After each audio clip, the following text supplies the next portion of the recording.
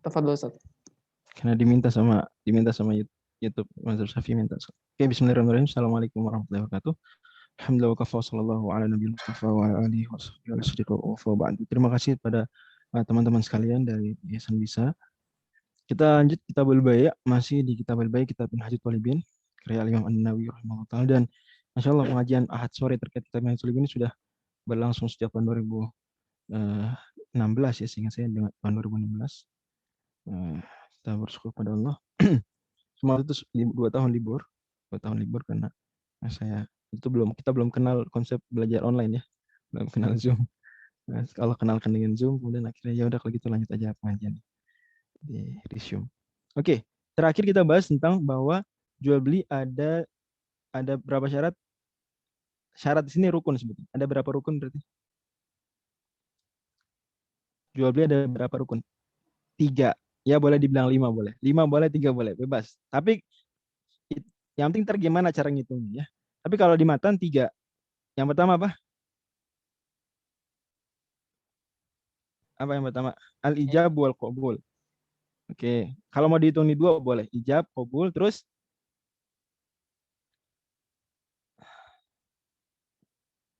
ayo kalau 5 boleh 5, misalnya 5. Ah, gimana? Kalau 5 tuh. Ijab, qabul, terus Orang yang berakad Ustaz. Berakid. Ya ini maksudnya penjual pembeli. Akidan. Terakhir yang kelima apa? Al-maqsud alaih. Al-maqsud alaih ini mabi'. Istilahnya di sini mabi'. Jadi rukun jual beli ada, ya boleh kita bilang 5 ijab, 2 qabul, 3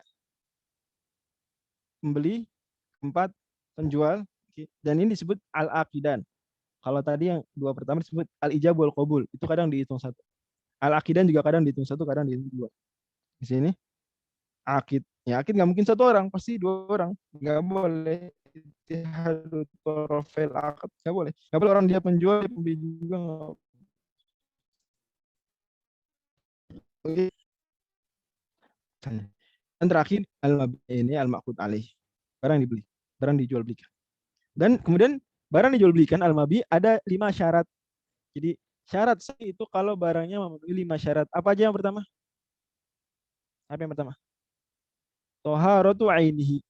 Suci bendanya. Yang kedua, an-nafa'. Yang kedua apa yang kedua? Ya ini kemanfaatan. Maksudnya kalau jual beli sesuatu yang haram atau tidak bermanfaat tidak boleh. Yang ketiga, asalis. Apa? Yang ketiga apa yang ketiga? Syarat objek jual beli. Imkanu taslihi. Taslihi bisa diserah terimakan. Mungkin dia diserah terimakan. Bisa diserah terimakan. Berarti kalau nggak bisa diserah terimakan, contohnya apa? Barang jual beli nggak bisa diserah terimakan. Apa contohnya? Jual beli burung di udara. Burung di udara gitu ya, di udara. Nah, gimana cara? Ya, kalau bisa boleh, kalau nggak bisa. Oke, kemudian kita sekarang masuk yang keempat, Arab. Yang keempat kepemilikan. Dan yang kelima apa? Al-ilm bihi. Ini tak goror. Diketahui. Jadi, syarat objek jual beli ada 5. Bermanfaat, kemudian yang keempat apa? Dimiliki orang jual. 5. Diketahui barang. Apa yang baik-baik? Mungkin pakai bahasa Arabnya. Toharatu ainihi. Pertama. Yang kedua apa? An-nafa'. Yang ketiga, imkanu taslimihi. Yang keempat, yang kelima, apa yang kelima? Al-ilmu bihi. Gitu baik-baik. Oke, kita sudah bahas 3, sekarang 4. Ar-rabiu al-milku liman lahul aqdu. Ini barang tersebut dimiliki oleh si penjual. Karena kata Nabi SAW dalam hadis riwayat Abu Daud, la tabi ma la tamlik. Dan lain la tabi ma laysa indak. Jangan jual yang belum kau miliki, jangan jual yang tidak ada di pemilikan kita. Fa bai'ul fuduli batilun, kata Imam Al-Ghazali, kata Imam An-Nawawi. Kata Imam An-Nawawi, fa bai'ul fuduli batilun. Maka jual beli seorang yang fuduli itu tidak sah. Siapa yang dimaksud jual beli fuduli? Jual beli fuduli itu jualin barang orang, padahal nggak diizinin, nggak disuruh, nggak ada apa. Contoh, ya teman-teman, misalnya gimana ya? Ada temannya, misalnya Bang Zidan punya teman, dia jualan apa misalnya? Jualan korma, karena bulan Ramadan jualan korma dia. di depan rumah Kang Zidan, jualan kurma. Kemudian datang orang beli, dilayanin sama teman Bang Zidan tuh, bayarin. Saya Bang Kafi ya, Mas Kafi yang jualan. Mas Kafi jualan di depan rumah Bang Zidan, dilayanin lagi. Mas Kafi suatu ketika dia pergi bentar, ninggalin toko, ninggalin lapaknya tuh. Datang orang beli. Assalamualaikum, Pak, beli kurma, Pak, beli kurma. Mas Kafinya ada nggak? Nggak ada Mas Kafi. Mohon maaf ini mungkin di mute dulu yang lain. Oke. Mas Kafinya nggak ada. Aduh, gimana nih? Yang jual nggak ada.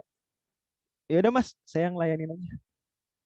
Berarti jual beli Mas Zidan, Bang Zidan jual barang orang yang tidak Bang Zidan miliki. Berarti ya nggak? Saya jual nih. Jual. Ini jual beli fuduli, tidak sah. Tidak sah. Jual beli fuduli dalam madzhab Syafi'i tadi kasusnya tuh tidak sah. Dan ini menurut pendapat Jadid. Menurut pendapat Jadid yang mu'tamad. Wa fil qadimi mauqufun in ajaza malikuhu nafadha wa illa fala. Oke. Sementara pendapat qadim, apa maksudnya Imam Syafi'i? Pendapat Jadid, pendapat qadim apa maksud? Ingat nggak teman-teman? Ya, karena ini khawatir masih ada yang baru nih. Mungkin perlu tahu apa itu pendapat qadim, pendapat lama, apa itu pendapat baru. Pendapat lama itu pendapat sebelum Imam Syafi'i tiba di Mesir. Sebelum Imam Syafi'i tiba di Mesir tahun 199. Oke? Imam Syafi'i di Mekah, di Irak, umumnya di Irak, di Baghdad. Itu qaul qadim. Kemudian Imam Syafi'i ketika sampai di Mesir itu mereview hampir semua pendapat beliau. Mereview ulang, berijtihad ulang, re-ijtihad. Ya kemudian ada beberapa perubahan dan ada yang tidak berubah, ada yang berubah. Maka Imam Syafi'i mengatakan la aj'alu fi hillin man rawahu anni. Aku tidak halalkan ada orang yang meriwayatkan pendapat lama aku dariku. Pendapat lama, udah buang aja, nggak usah dipakai. Pendapat baru ini pendapat saya. Tapi para ulama Syafi'i kemudian mengabadikan ya, karena tercatat teman dalam buku-buku dan tulisan-tulisan Imam Syafi'i dan juga dalam catatan dan ingatan para murid-murid setia beliau, baik di Baghdad maupun di Kairo, semua mengingat baik-baik. Jadi terkenal ada qaul qadim, ada qaul jadid. Dan pada prinsipnya semua qaul jadid itulah yang mu'tamad. Semua qaul jadid itulah yang mu'tamad, itulah pendapat official opinionnya mazhab Syafi'i. Kecuali beberapa perkara, pembahasan perkara, maka itu yang dikuatkan oleh para ulama Syafi'i adalah qaul qadim. Dan ini menarik ya. Menarik. Ini salah satu beberapa kasus, satu dari sekian kasus mazhab Syafi'i itu bukan pendapatnya Imam Asy-Syafi'i. Maksudnya bukan pendapat resminya Imam Asy-Syafi'i. Jadi seolah-olah ulama-ulama mazhab Syafi'i ini ya melakukan koreksi atas Imam Asy-Syafi'i. Seolah-olah. Tapi ya pada akhirnya itu pendapat dia juga yang lama. Oke. Ala kulli dulu Imam Syafi'i pernah berpendapat kalau kasusnya kita di jual beli fuduli, yaitu Kang Zidan tadi ngejualin korma milik Mas Kafi saat Mas Kafi lagi ninggalin lapaknya. Saya layani dulu Mas. Terus datang Mas Kafi. Habis itu, wih kok kurma habis nih? Tadi ada yang borong, kata Kang Zidan. Siapa ya tadi tuh ada tuh bayar nih uang gimana? Ya udah nggak apa-apa. Alhamdulillah. Makasih ya Kang Zidan, makasih. Nah berarti gimana nih? Sah nggak jual belinya? Dalam mazhab Syafi'i yang resmi itu nggak sah. Kalau jadi qaul qadim kata Imam Nawawi, wa fil qadim mauqufun, kata Imam Nawawi, kalau pendapat lama Imam Syafi'i keabsahan itu dulu tersaman ijazah maliku nafada. Kalau nanti dibolehkan, diizinkan sama penjualnya, pemilik barangnya, nafada, jadi sah. Jadi misalnya Mas Kafi pulang, kok nih? Iya tadi ada yang beli, saya yang layanin dulu saya yang layanin. Ya udah nggak apa-apa Mas, nah, berarti sah nih. Wa illa fala, kalau nggak diboleh, enak aja nggak, saya nggak mau orang tadi buat orang, bukan dia. Nggak sah. Balik. Nah, gitu. Maka nggak sah. Ya nih, jelas nggak? Jual beli fuduli jelas nggak, teman-teman? Boleh jawab pakai chat. Jelas nggak beli fuduli? Oke, jelas ya, alhamdulillah. Oke. Walau ba'a ma lam warithihi dhannan hayatahu wa kana maitan sahha fil adhhari. Oke, menurut pendapat yang lebih kuat dari dua pendapat Imam Asy-Syafi'i adalah bahwa kalau ada orang menjual harta milik orang yang ngasih dia warisan, contoh gini, misalnya yang meninggal ayah, harta ayah kan dibagi-bagi ke anak diwariskan, betul ya? Ya, diwariskan. Misalnya di antara warisan ayah adalah apa? Adalah rumah. Oke. Misalnya ayahnya punya rumah 3, anaknya ada 3. Kemudian diwariskan itu dan nggak ada lagi ibu udah nggak ada. Ya artinya kemudian pembagian waris hitungannya adalah masing-masing rumah untuk masing-masing anak. Rumah di Sawangan, rumah di Cilodong, rumah di Beji misalnya. Contoh ya. Contoh. Itu tadi 3 nama kecamatan di Kota Depok. Kebayang? Oke, masing-masing dapat.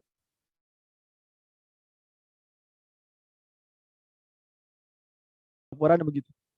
Oke, misalnya. Ya udah akhirnya mereka ya hitung-hitungan bagi warisan masing-masing dapat. Lah, kemudian anak yang rumahnya di mana? Oke, nanti saya kembali ke jual beli futuri insya Allah. Sekarang fokus dulu. Ada seorang ayah, dia dilaporkan meninggal di Mekah. Dia punya anak berapa? 3. Dia nggak punya istri. Atau ya dia nggak punya istri lah. Artinya istrinya udah meninggal lama. Oke, cuma punya anak 3. Let's say 3-tiganya laki-laki. Dia ninggalin rumah 3. Anggaplah ini warisannya cuma rumah, anggapnya. 1 di Sawangan, 1 di Beji, 1 di Cilodong. Ini 3 nama kecamatan di Kota Depok.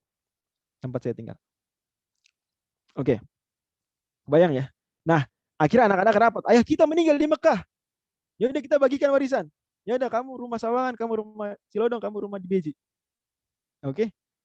Nah, terus yang punya rumah di Sawangan jual rumahnya. Dia umumin di Bukalapak. Jual rumah di Sawangan bla bla bla. Oke. Kemudian apa? Kemudian laku. Laku, kebeli. Ayahnya pulang. Assalamualaikum warahmatullahi wabarakatuh. Pulang, nelpon. Ayah udah di bandara nih. Loh, ayah bukannya dilaporkan meninggal kemarin? Enggak ayah. Iya sempat dilaporkan meninggal. Cuma sebenarnya ayah enggak meninggal. Ayah ya hilang dong dan seterusnya. Jadi walau ba'ama lam warithi dhona hayatah. Menyangka dia masih hidup. Sebenarnya dhon dan hayat. Sorry. Ini kasusnya jangan tempur dulu. Saya mau kasih contoh dulu. Menyangka udah mati, ternyata udah hidup, maka jual belinya nggak sah. Oke.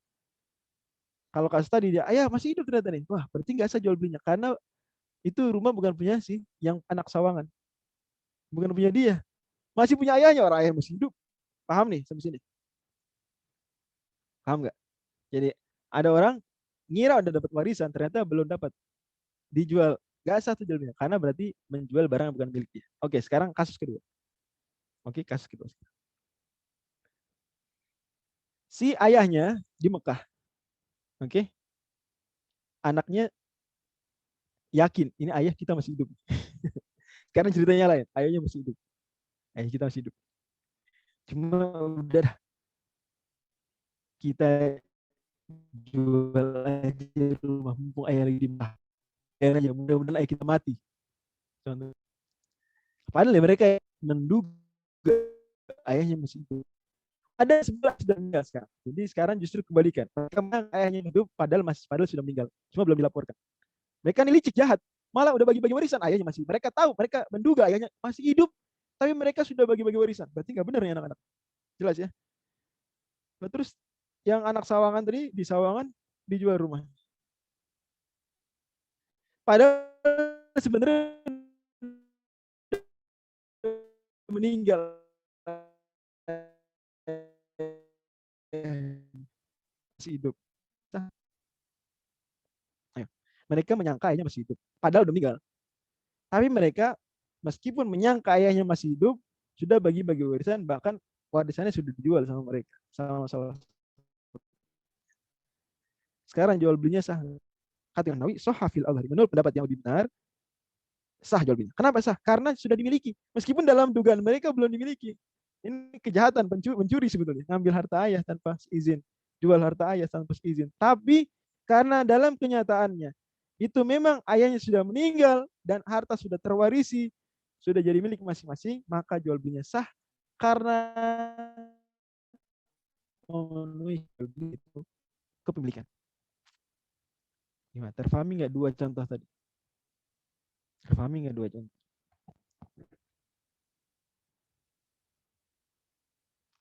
Nah, pikir dulu. Untuk fikih ini banyak mikir. Gimana kan Zidan? Paham? Teman-teman yang lain gimana? Ya. Kalau yang pertama ngira jual ngira sudah mati padahal masih hidup, nggak sah. Kalau yang kedua ngira masih hidup padahal udah mati, sah. Karena yang penting kepemilikan. Nah ini kaidahnya gimana? Tapi kan dia menduga bahwa ayahnya masih hidup. Berarti kan dia sedang berbuat jahat sebetulnya. Iya, tapi la ibrata bidzannil bayyini khata'. Tidak dianggap dugaan yang salah, yang telah jelas salah. Ya mereka ini jual belinya sah, cuma dosa urusan lain. Dosa karena niat jahat jelas salah. Mereka yakin ayahnya masih hidup, menduga ayahnya masih hidup, tapi dijual hartanya gitu ya tanpa izin. Berarti kan kejahatan ini. Dosa-dosa tapi sah. Ya, sah. Clear ya? Dosa di sini urusan lain. Terpaham ini? Oke, kembali ke jual beli fuduli, saya ulangi contohnya. Jadi ada orang sebut saja namanya Kafi, dia jualan korma di depan rumahnya Zidan. Kafi jual korma di depan rumah Zidan. Oke. Suatu ketika Kafi izin, ya pokoknya dia pergilah ninggalin lapak kormanya dia. Lapak kormanya cuma ditutup doang pakai kain. Jadi dia pergi bentar, ngapain? Gak ngerti lah. Ngapain gitu? Nuker duit atau apa? Saat Kafi lagi pergi, ada orang datang beli. Tolong nih yang tadi bertanya minta diulang penjelasan. Tolong perhatikan yang lain juga. Diingat-ingat lagi. Fikih itu pemahaman. Ya. Paham ya? Datang orang beli. Beli kurma. Nggak ada kafinya, nggak ada penjual, nggak ada. Lagi pergi. Zidan, pemilik rumahnya, yang karena nih kafi minjem doang lahan depan rumah. Zidan ngelihat, terus dia bilang, iya nih lagi pergi kafinya, penjual lagi pergi. Tahu kemana? Ntar gue balik. Tapi lama kali ya. Ya udah deh, saya yang layanin aja. Suka gitu nggak kadang-kadang? Teman-teman suka ngerasain melihat kasus gitu nggak? Ya udah saya yang layanin aja mas. Gimana? Ya gitu lah, saya yang lain aja deh. Lah emang itu punya dia yang jual? Kagak. Bukan dia yang punya Kafi, bukan Zidane. Tapi Zidane bilang saya yang lain aja deh, dilayanin. Oke, pertanyaannya ini jual beli sah nggak? Madzhab Syafi'i jual beli nggak sah, karena Zidane jual barang punya orang, bukan punya dia. Dan belum izin dulu, mending kalau telepon. Lain cerita kalau telepon ya. Ini nggak telepon, nggak. Langsung aja saya layanin dulu ya. Harusnya telepon. Kalau telepon diizinkan jadi wakil. Sah. Ini enggak, dia nggak tahu jual beli tanpa sih. Maka jual menurut madzhab Syafi'i ini nggak sah. Ada pendapat baru Imam Syafi'i dan yang resmi wakil madzhab Syafi'i nggak sah apapun ceritanya. Kalau menurut pendapat Syafi'i yang lama, Imam Syafi'i yang lama dia pendapat kalau nanti Kafi balik kemudian bilang ya udah nggak apa-apa. Tadi ada yang beli ya, iya saya layanin dulu ya kata Zidane. Kata Kafi ya udah nggak apa-apa sih. Ya maka sah. Kalau Kafi bilang enggak saya enggak ridho, enak aja dilayanin kamu. Enggak ridho sih. Aturan harganya nggak segitu misalnya. Atau saya aturan tuh bukan buat dia, saya buat orang itu dijual ke orang. Maka nggak sah. Menurut pendapat lama kayak gitu dirinci. Ntar diizinin apa enggak? Ini kembali ke kaidah fikih. Al ijazat al iznul al ijazatul lahiqah kal izni sabiq, atau istilah lainnya al iznul lahiq al izni sabiq. Pembolehan di yang mendatang seperti pembolehan di awal. Jadi ngebolehin nanti sama seperti ngebolehin di awal. Ngizinin nanti sama seperti ngizin di awal. Jadi mirip ungkapan lebih baik minta maaf daripada minta izin. Mirip gitu. Tapi dalam kasus ini berlaku, menurut pendapat resmi madzhab Syafi'i nggak berlaku. Dalam kasus ini nggak berlaku. Mau diizinin nantinya tetap awalnya sudah jual beli, tidak sah. Tapi ada info dulu ke penjual sebelum saya dia jualnya mau tinggal, dia bilang itu lain cerita. Hamzah lain cerita itu. Tadi sudah dibilang ini tidak seizin. Kalau kasus seperti itu, bilang Zidane, saya tinggal bentar ya, tolong kalau ada yang beli nanti dilayanin. Itu berarti taukil, pewakilan. Pewakilan. Sah. Oke. Atau Zidane telepon. Vi, ada yang beli nih. Kata Kavi, masa iya benar ada yang beli? Ya udah lo layanin dulu deh. Iya, gue layanin dulu ya. Apa ya? Berapa harganya? Oke ya, sip. Keluar tulisannya tuh. Itu sah boleh karena taukil. Oke, clear ya. Tapi pertanyaan kasusnya tadi apa? Tidak diizinkan. Oke. Jelas yang lain juga ya. Tapi bagus pertanyaan. Clear. Ini namanya jual beli apa? Jual beli fuduli. Jual beli apa? Al-fuduli. Bay'ul fuduli. Lanjut. Bisa lanjut nih. Oke, al-khamisu al-ilmu bihi. Syarat yang kelima dari syarat objek jual beli adalah al-ilmu bihi, diketahui. Fa bai'u ahadits tsaubaini batil. Maka kalau ada penjual bilang, "Saya jual salah satu dari dua baju ini." Gak jelas mana yang dijual, mana yang diakadkan, yang penting saya beli salah satunya. Gak jelas yang mana, gak ditunjuk dulu. Batil, tidak sah. Karena goror. Mana? Gak sah. Wa yasihu bai'u sa'in min subratin tu'lamu si'an. Tapi kalau seandainya ada apa ya, tempat-tempat makanan, sok makanan, let's say kaleng-kaleng makanan, kaleng-kaleng gandum, atau takaran-takaran gandum. Dia bilang saya jual salah satu dari kaleng-kaleng gandum, contoh gitu. Oke, atau saya jual satu sok, tapi nggak jelas soknya. Satu sok tuh sok yang gimana? Satu atau satu apa namanya? Takaran, satu gelas lah. Saya jual satu gelas, mungkin gitu. Saya jual nih satu gelas dari setumpuk gandum. Jadi ada gandum ditumpuk. Kemudian dia bilang, saya jual segelas gandum ini 10.000. Segelas gandum. Maka sah. Segelas gandum itu kan nggak jelas. Segelas berapa? Segelas. Tapi kalau diketahui bahwa gelas di tempat itu memang umumnya adalah 1 kilo, sah. Itu jelas ya. Wa yasihu bai'u sa'in min subratin tu'lamu si'anha. Sah jual beli satu sok misalnya di sini sok yang nggak diketahui berapa detailnya. Tapi diketahui sok secara berapa. Okay. Kalau diketahui satu sok itu berapa di tempat tersebut, satu kaleng berapa, satu takaran berapa bobotnya, kuantitasnya, maka sah. Karena pada akhirnya tidak ada goror, tidak ada uncertainty, tidak ada ketidakjelasan di sini. Jelas, cuma pakai istilah lain aja. Nanti nih, jual beli segelas beras. Segelas beras 5.000. Segelas beras. Tapi orang setempat tahu segelas tuh 1 liter. Ya sah. Clear ya? Karena tidak goror. Wa kadza in juhilat fil asli. Malah kata Imam An-Nawawi, malah kalaupun gak diketahui tapi tetap sah. Kalau nggak diketahui menurut pendapat yang benar. Karena so pada akhirnya meskipun ya takaran yang mungkin bisa berbeda satu tempat dengan tempat lain, tapi so secara umum satu. So adalah 4 mood clear. So mungkin kalau kasus so yang kayak gini nggak bisa diterapkan di gelas ya, karena gelas gorornya jelas kalau nggak diketahui gelas itu.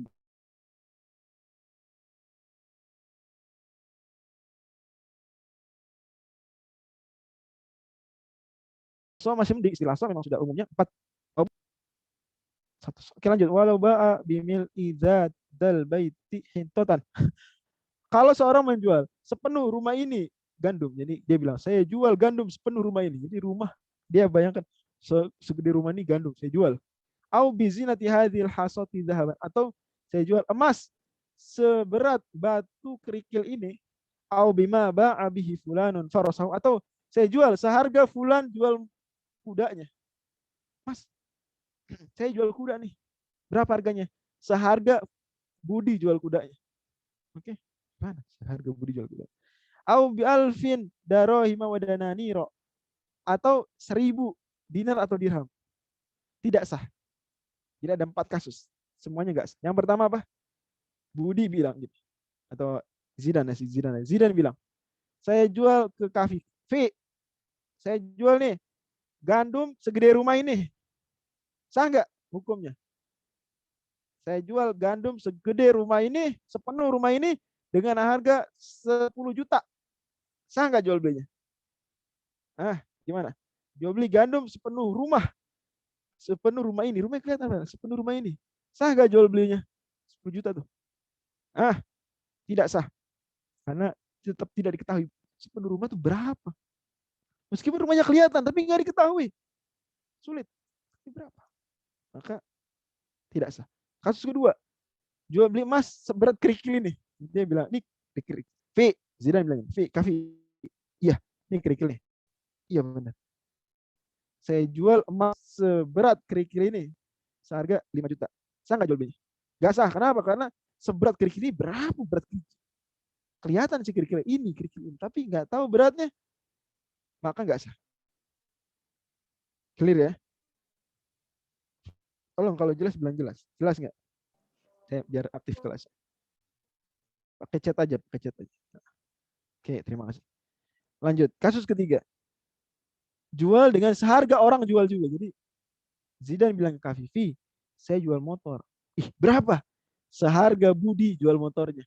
Iya, Budi jual motor berapa nggak tahu. Ya walaupun bisa dicari tahu, bisa dicari tahu. Tapi kalau kasus akad seperti ini tidak sah karena tidak diketahui berapa harganya. Oke, atau harganya gini, Zidan bilang ke Vi, saya jual motor berapa?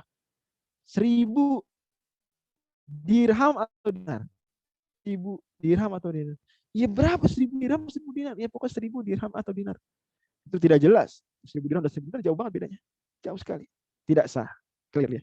Walau ba'a binaqdin wa fil baladi naqdun ghalibun ta'ayyana. Kalau seseorang menjual dengan mata uang tertentu. Oke, misalnya Zidan bilang, ya anggap gak ada undang-undang yang melarang ya, anggap ya. Anggap di negara Wakanda gak ada undang-undang melarang misalnya.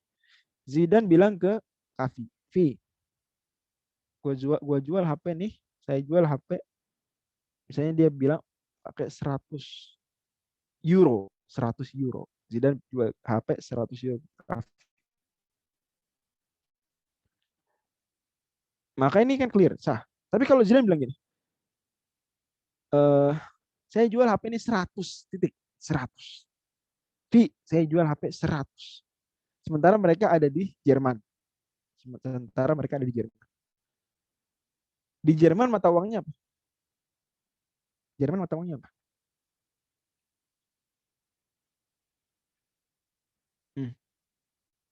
Susah apa pertanyaan Jerman mata uangnya? Oke, euro ya. Oke, euro. Di Jerman mata uang euro. Zidane bilang, aku jual HP 100. Berarti apa kata wafil balai ada uang yang sudah clear, yang dominan minimal. Ta'ayyan, maka maksudnya berarti euro. Kalau dia di Indonesia, berapa nih? 5.000. 5.000 apa? 5.000 apa berarti? Kalau di Indonesia ngomong. 5.000 berapa Pak? 5.000. 5.000 apa? Rial, euro. Lah ini kita di mana? Di Indonesia berarti 5.000 rupiah. Gitu ya. Walau ba'a binaqdin wa fil baladi naqdun qalibun ta'ayyana. Au naqdani lam yaghlib ahaduhuma syturita ta'yin. Atau di negeri tersebut ada dua mata uang yang sama-sama dominan. Di tempat mana ya mata uang dominan? Ada dua mata uang dominan. Di mana misalnya? Mungkin dulu kali ya di Prancis misalnya sempat franc dan euro misalnya. Franc dan euro sempat mungkin 50% orang pakai franc, masih 50% transaksi masih pakai euro, udah pakai euro misalnya contoh. Kemudian dia jual HP di Prancis. Bilang, "Saya jual HP ini 100 ya." 100 apa nih? Franc apa euro? Karena nggak ada mata uang yang dominan, mendominasi, maka harus diustur atau ta'yin, disyaratkan harus ditentukan. Apa mata uang ini? Franc atau ke euro? Di Indonesia mungkin dulu sempat ada gulden, ada rupiah, misalnya contoh. Masih dominan, masih semuanya seri lah. Pelamnya gelip ahad, salah satunya nggak dominan. Itu sama, seri. Maka ini gulden apa rupiah harus diperjelas. Kalau enggak, maka goror berarti. Lain kalau tadi, dia nggak bilang 5.000 rupiah, 100 euro, nggak bilang. Cuma bilang 5.000, 100. Tapi bilang 5.000 di DP. Ya. Karena udah jelas di Indonesia sekarang, rupiah dominan. Bilang itu di mana? Di Jerman hari ini. Ya euro berarti 100 euro. Lanjut, ayasihu bai'u subratil majhulati si'ani kulla sa'in bidirham. Dan sah, ini penting. Sah hukumnya jual setumpuk gandum misalnya, atau setumpuk beras. Dia bilang, saya jual setiap ini, tapi nggak tahu berasnya berapa sok, nggak tahu berapa sok, atau berapa kilo, berapa liter, nggak tahu. Pokoknya ada setumpuk beras, nggak diketahui berapa. Tapi dia jual gimana? Bilangnya setiap sok 1 dirham. Ini 1 sok 1 dirham. Sah nggak jual belinya? Dia nggak tahu total nih berapa. Sok nggak tahu. Tapi dia cuma bilang setiap sok 1 sok 1 dirham. Maka jual beli ini gimana? Kita lihat. Walau dulu. Si'an bidirham. Walau ba'aha bi mi'ati dirhamin kulla sa'in bidirhamin. Saha'in kharajat mi'atan wa illa fala ala sahih. Katanya Nabi sebentar, nanti dulu maksud saya. Dan sah, jadi sah. Kalau jual beli setumpuk beras, ada beras tumpuk, dia bilang jual beli setiap soknya 1 sok tuh let's say 3,5 kilo ya. 2,5 kilo, 2,5 kilo. 2,5 kilonya itu 1 dirham. Pokoknya setiap 2,5 kilo 1 dirham. Itu sah karena pada akhirnya ketika dia beli, dan mau bayar, dia akan hitung, benar nggak? Sekarang ditumpuk beras, dia nggak tahu berapa, nggak dia itu. Tapi karena dia bilang per soknya adalah 1 dirham per sok, maka pada akhirnya si pembeli ketika mau beli dan mau bayar pasti akan ngitung nggak berapa sok. Nah, akan ngitung nggak kira-kira? Pasti akan ngitung nggak? Akan ngitung dia. Nah, karena dia akan ngitung berapa soknya, maka pada akhirnya tidak ada goror. Pada akhirnya tidak ada goror. Tidak ada ketidakjelasan. Oke ya, jelas ya.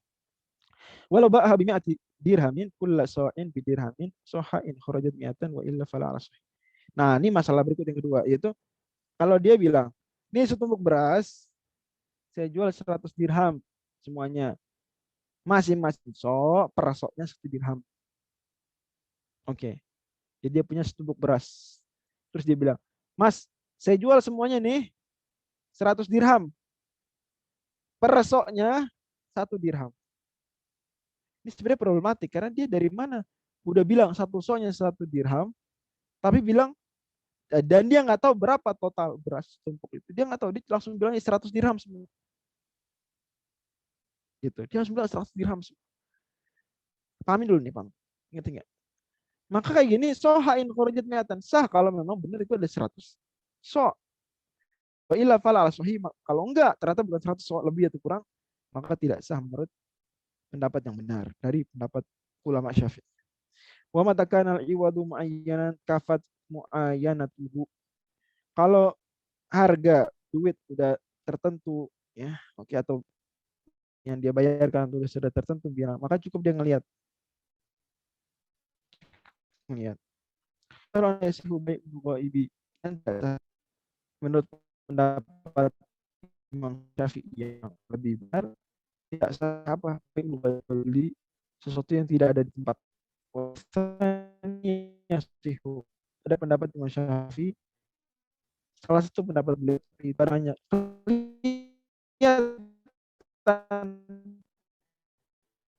sendi yang benar, yang Imam Syafi'i yaitu jual beli barang nggak di tempat nggak sah.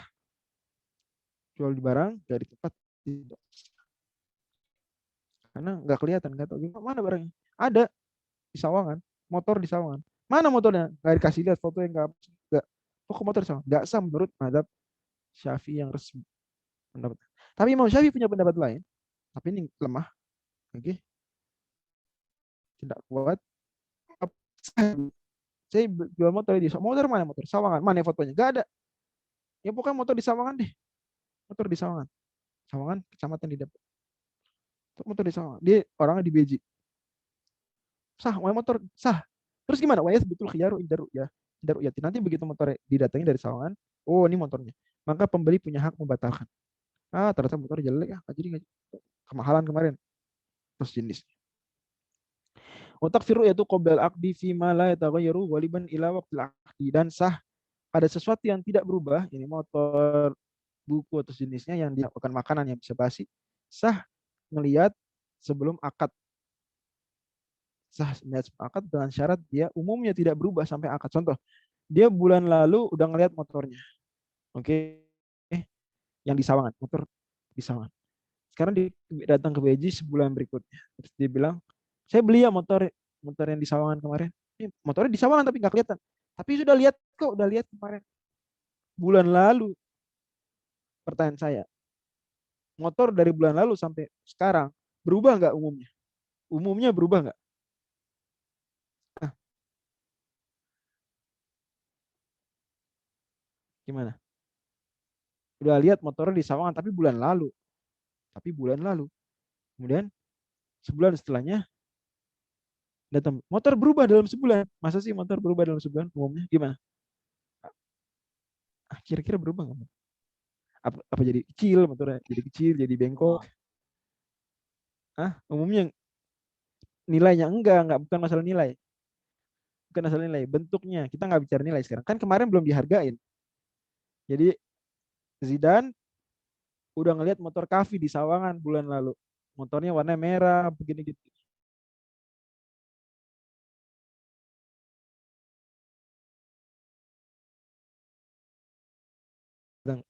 V, di motor yang kemarin. Motor yang mana? Motor di Sawangan. Saat itu nggak kelihatan, nggak ada. Nggak dikasih lihat fotonya. Tapi kan bulan lalu ngelihat. Umumnya motor tuh sebulan nggak berubah loh. Mobil ya nggak berubah. Maka gimana kayak gini? Kayak gini sah cukup. Dulu namanya taghayyur ghalib. Tapi kalau umumnya berubah dalam waktu sebulan misalnya atau dalam beberapa hari berubah, apa misalnya makanan kan basi bisa. Bulan lalu saya lihat basi lah. Nah, gitu ya. Atau kambing ya, kambing mungkin atau ayam udah jadi gede. Beda lah gitu ya. Nah, maka ini berarti harus ngelihat saat akad. Harus ngelihat ya minimal pakai apa? Pakai foto. Wa takfiru yatuba bil mabi'i indal ala baqihi kadhahiri subrati. Dan sah hukumnya cukup artinya ngelihat sebagian dari objek barang yang dibelikan, dijual belikan. Kalau memang itu mewakili yang lain, misalnya contoh beli apa tadi beras satu tumpuk atau satu ini karung deh, beras satu tumpuk. Pak, saya beli semua ini setumpuk nih ya, atau satu karung nih beli semua beras. Tapi dia sebenarnya nggak ngelihat semua beras kan? Apa dia cek semua beras? Cek. Enggak kan? Dia ngelihat atasnya doang. Dia hanya melihat atasnya saja. Oke? Hanya melihat atasnya saja. Tapi atasnya ini sudah mewakili nggak? Insya Allah mewakili lah secara umum ya. Walaupun mungkin ada kasus tertentu, tapi secara umum, general speaking mewakili. Maka cukup apa melihat zahir seperti zahir yang nampak lahirnya dari tumpukan gandum. Wa anmu zajid mutamatsili dan juga anmuzaj al mutamatsil. Jadi benda yang dia serupa, dia sampel. Anmuzaj ini contoh-contoh. Lihat ini contoh. Misalnya dia mau beli HP. Tapi kalau beli HP datang ke abang HP ya, saya sebutlah salah satu toko HP gitu yang resmi gitu ya, dealer resmi atau toko resmi lah di mall gede. Dia melihat HP ini, pertanyaan saya, dia kalau beli HP yang itu atau HP yang lain? Dia beli, langsung bawa tuh HP yang dia pegang. Gitu langsung dibawa gitu. Mas, saya beli HP ini. Terus langsung dibawa gitu yang dia pegang. Enggak lah. Enggak. Contoh itu contoh doang. Hanya contoh. Yang dibeli pada akhirnya jadi akad adalah benda lain. Tapi al-mutamatsil, bendanya sama. Ya insya Allah. HP Samsung kalau udah tipenya sama, ya sama semua. Oke? Nggak harus. Tapi kan itu saya harus lihat dulu, Mas. Ya kan sama, Mas. Ini sama yang di dalam kotak sama. Ya terserah kalau teman-teman mau buka dulu boleh-boleh aja. Setahu saya boleh-boleh. Tapi umumnya kayak dijual belikan langsung masih disegel, bener nggak? Apa teman-teman lebih suka dibuka dulu di tempat? Gimana? Ya, pokoknya pada akhirnya teman-teman bayar. Dia juga nggak mungkin langsung buka kalau nggak bayar. Setahu saya seperti itu. Berani nggak dia buka kalau belum bayar? Gimana kira-kira? Yang pengalaman beli HP cukup sering. Ya. Setahu saya dia nggak akan buka segel kalau belum bayar, bisa bayar dulu baru dia buka, mungkin dia pasangin ya stikernya dan seterusnya. Ala kulli hal wa anmu zajil mutamatsili, sampel dari benda yang serupa, dikasih lihat sampel doang tapi dibeli yang lain, tapi yang lain ini serupa insya Allah ya kalau au kana siwanan lil baqi khilqatan, atau secara bentuk dia tutupnya, jadi segelnya. Tutupnya dia ada sebuah produk, dia cuma lihat luarnya doang. Tapi ya insya Allah sama lah. Atau dia buah, dia ngelihat kulitnya doang. Kaki rumani, seperti di buah delima. Oke. Sebentar, suara siapa itu? Di mute dulu. Saya mute ya. Oke. Dia beli buah delima, tapi ngelihat kulitnya doang, hanya kulitnya. Sah nggak? Sah. Oke. Kenapa? Kulit ini siwanan lil baqi khilqatan. Secara asal penciptaan dari awal Allah menciptakan memang kulit ini menutupi, melindungi bagian dalam. Maka tidak menjadi syarat sah jual beli delima harus dibuka dulu, enggak lah. Ya masa buka semua? Enggak. Cukup mungkin sebagian dia lihat udah yang lain sama. Ketutup kulit yang lain gimana masih ketutup kulit? Apa? Pisang, ya apa dibuka semua baru beli? Enggak lah. Gitu ya. Wal bait begitu juga telur. Mau beli telur, dibuka dulu semua. Lihat dulu Mas, airnya gimana? Dalam kuningnya ada enggak? Enggak lah. Wal qishrati sufla lil jauzi wal lauzi, begitu juga kulit bawah daripada misalnya kelapa gitu ya, daripada kelapa. Waktu tabaruri yaitu kulli syai'in ala ma yaliqu, dan masing-masing barang itu apa namanya? melihatnya itu tergantung barangnya gimana. Kalau barangnya ya masih HP, melihat barangnya beda dengan melihat eh, barang lain. Melihat buah beda konsepnya dengan melihat barang lain seterusnya. Artinya masing-masing barangnya ada barang, ada jenis, ada jam. Oke. Kemudian kata Imam Nawawi, wal asahu anna wasfahu bi sifatis yang dibilang salam disifati dengan karakter-karakter salam tidak cukup. Kemudian karakter salam, oh nanti begini Pak, nanti barang begini, nanti begini. Itu yang benar, tidak cukup. Oke. Harus dia melihat. Wa yasihu salamul a'ma, dan sah jual beli salam. Untuk orang buta nanti salam selalu dibahas. Orang buta salamnya sah. Wakila in amya qabla tamizi fala. Ada pendapat lemah, pendapat ulama Syafi'iyah, kalau dia buta sebelum bisa melihat tidak sah. Nanti insya Allah tentang salam kita bahas lebih detail. Intinya di sini kita sudah bahas dua tambahan dari syarat jual beli, yaitu apa ya? Pertama al-milku, yang kedua yang pertama al-milku, yang kedua al-ilmu bihi. Al-ilmu bihi. Dan tadi sudah disebutkan bahwa al-ilmu bihi bisa dengan melihat sampel. Oke. Ketika bendanya memang mutamasil, bendanya serupa, atau dia dengan kulit atas atau kulit bawah, al-jauz atau kulit bawah al-lauz, jenis kacang-kacangan gitu. Itu sah. Karena sudah mewakili, dia dari luar sudah dalamnya begini. Karena nggak mungkin dibuka. Pisang nggak mungkin dibuka semua. Sudah mewakili. Terus wallahu a'lam. Ada diskusi silakan sampai 8 menit setelah ini. Wallahu a'lam. Soal kita pertemuan berikutnya lanjut bab riba. Cuma nanti diinfokan lagi untuk bulan Ramadan. Bulan Ramadan insya Allah pengajian tadabbur tetap lanjut, untuk fikih nanti dilihat ya. Karena kita ya teman-teman siap-siap buka puasa dan seterusnya. Mungkin kalau 2 jam kelamaan. Ngaji ya 40 menit, 50 menit kelamaan mungkin. Persiapan Ramadan, nah, mau buka gitu ya. Nanti mungkin sepertinya satu aja tadabbur aja bisa. Fikihnya lanjut habis lebaran. Sepertinya seperti itu di bayangan kepala saya. Insya Allah kita ketemu lagi nanti setelah Syawal, masuk bulan Syawal untuk fikih. Kalau tadabbur tetap lanjut bulan Ramadan agar tetap kita ada penulisan Al-Quran. Tapi itu sampai saat nanti insya Allah tunggu pengumuman lebih detailnya di grup. Ada pertanyaan, jual beli dropship masuk jual beli fuduli nggak? Karena penjual tidak memiliki stok barang. Dropship karena dia diizinkan ya. Maka kalau diizinkan sama yang jual boleh. Diizinkan ya, jualin barang saya, boleh.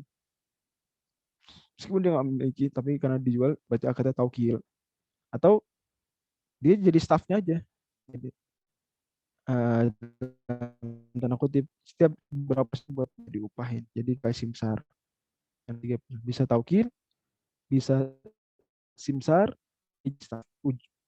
ujroh, kayak ijarah. Itu dropship. Oke. Mangga di pohon semua tidak ketahui berapa kilo satu pohon. Oh, kalau jual beli satu pohon utuh sama pohon-pohonnya, oke, sah. Kalau sama enggak sama pohonnya, buahnya aja tergantung. Apakah di tempat tersebut buah mangga sepohon itu sudah bisa dipakar, melihat ini sekian kilo. Ada pakar kayak gitu. Khoris kalau di bahasa Arab bisa. Nah, kalau memang kayak gitu kasusnya dia bisa memperkirakan, boleh. Tapi kalau enggak maka tidak boleh. Kecuali kalau dia beli satu pohon utuh. Beli satu pohon utuh boleh. Karena pohon maupun buahnya dibeli pohon. Tapi kalau buahnya aja dilihat. Dia bisa nggak menerka berapa kilo tuh satu pohon. Kalau bisa memang ilmunya, pakarnya dibilang itu, boleh. Karena sudah seperti diketahui. Tidak ada goror. Tapi kalau ternyata nggak begitu kenyataannya, dia ngira-ngira banget. Ya. Dan dia nggak punya ilmu untuk mengira-ngira, hanya bukan pakar untuk memprediksi berapa jumlah kilo, maka tidak sah. Tapi umumnya biasanya orang yang udah biasa urusan buah, urusan kebunan, dia ngerti satu pohon tuh berapa kilo, paham dia bis. Wallah. Apakah salah jual barang via kata barang baru dibeli ketika ada yang pesan itu salam berarti? Sah jual beli salam, bukan jual beli sekarang karena barangnya belum ada. Barang belum ada jual beli salam, atau dia jual beli akad nitip taukil. Jadi ada 2 skenario. Bisa pertama salam, tolong adakan barang ini nanti ya, gitu kan. Atau tolong belikan barang ini. Jadi 2 bisa. Ada yang bertanya kalau suatu jual beli sudah terjadi dan ternyata tidak sabar dikembalikan. Ini dikembalikan. Bagaimana jika salah satu tidak berkenan? Ya didiskusikan saja. Bagaimanapun kita ingatkan kita nih ada aturan syariatnya dan seterusnya. Agar berkah didiskusikan saja. Kalau nggak memungkinkan ya kalau kita pihak yang dizolimi jadi korban ya ikhlaskan mudah-mudahan jadi pahala. Gitu kalau kayak gitu. Wallahu a'lam. Ada lagi?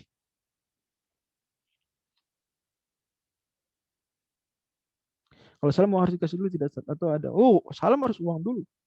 Harus uang dulu dan harus cash. Salam harus cash uang. Gak boleh salam juga nyicil, gak boleh. Jadi salam di antara keliru banyak orang bilangnya akad salam, tapi uangnya nggak cash di depan gak utuh. Nyicil juga uangnya nggak boleh. Salam nggak boleh nyicil. Salam nggak boleh nyicil, harus uangnya cash di depan. Allah. Ada lagi?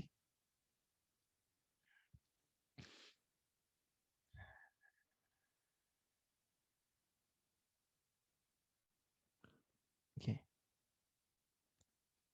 Berarti harus ditagih. Ya, uangnya diminta dulu. Jangan mau kecuali uangnya diminta dulu. Harus. Oke, silakan ada lagi. Kalau salam seperti itu. Clear ya teman-teman. Jual beli koin digital semacam Bitcoin gimana? Dianggap itu uang koinnya dianggap benda apa dianggap uang? Koin digitalnya. Setahu saya kalau Bitcoin dianggap uang. Oke, berarti berlaku padanya hal-hal terkait dengan jual beli mata uang, forex. Sama berarti pertanyaan apa hukumnya jual beli dinar? Apa hukumnya jual beli real gitu. Oke. Kalau begitu maka ya berarti boleh. Tapi Bitcoin itu seberapa meyakinkan dan bebas dia dari goror? Itu pertanyaan selanjutnya. Sebagian ulama bilang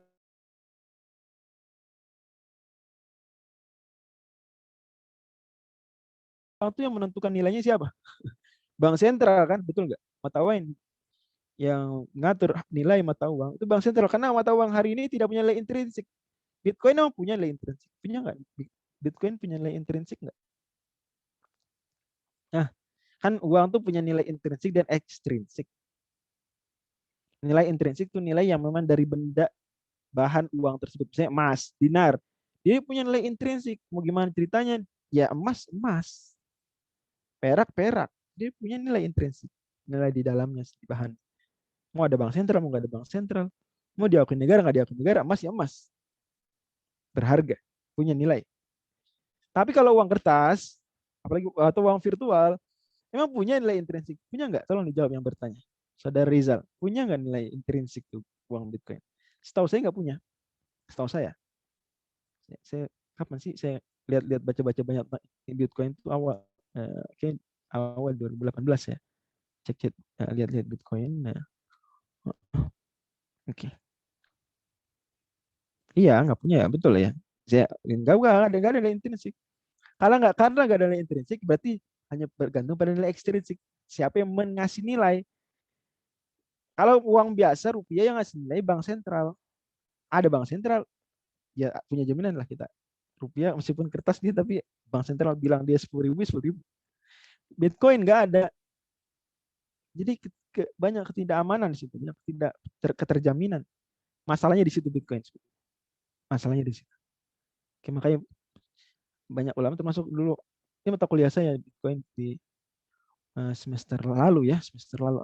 Saya ngambil mata kuliah Al-Muamalat Al-Mali Al-Mu'asirah dengan Syekh Hani, guru kami, Dr. Hani. Itu beliau bilang gitu, bahwa penelitian para ulama di Timur Tengah rata-rata nggak boleh karena itu dia nilai ekstrinsik nggak ada, kemudian nggak ada juga yang menjamin berapa nilainya dari bank sentral itu ada. Allah alam. Ini dari aspek situ bermasalah. Kalau kita jadi marketing perumahan dan kita pakai akad ijarah dengan owner, iya ijarah berarti gimana? Berarti kita disewa sebagai staff jual beli. Kita dapat gaji bulanan. Nah, atau nggak dapat gaji bulanan. Atau bisa juga akad simsaro kita dapatnya sekian dari setiap jual beli. Kita. Oke, sama-sama teman. Clear ya. Bagaimana dengan usaha kredit yang beli barang, akadnya di akad oke dan dikasihnya ke yang mau kredit diwakili oleh pihak kedua. Sebentar, usaha kredit yang beli barang akad dan akad. Saya kurang paham. Nanti tolong hubungin ini ya, admin grup, nanti biar pertanyaan coba diperjelas ke saya.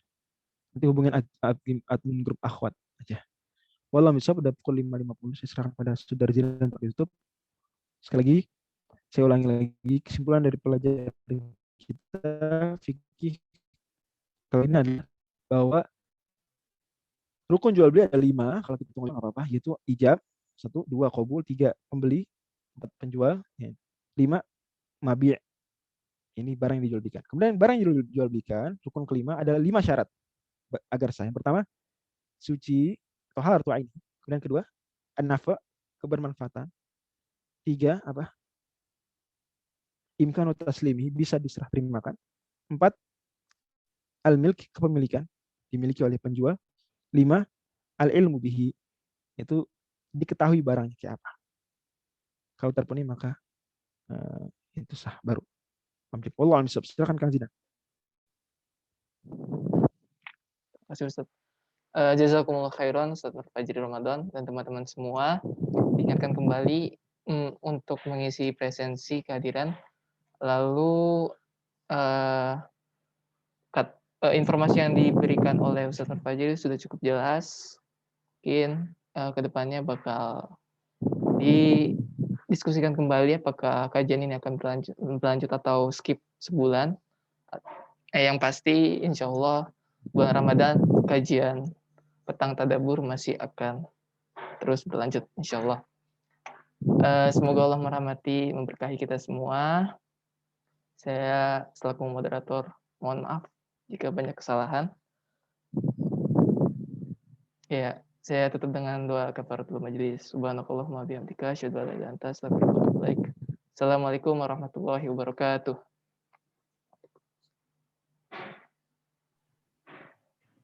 Waalaikumsalam.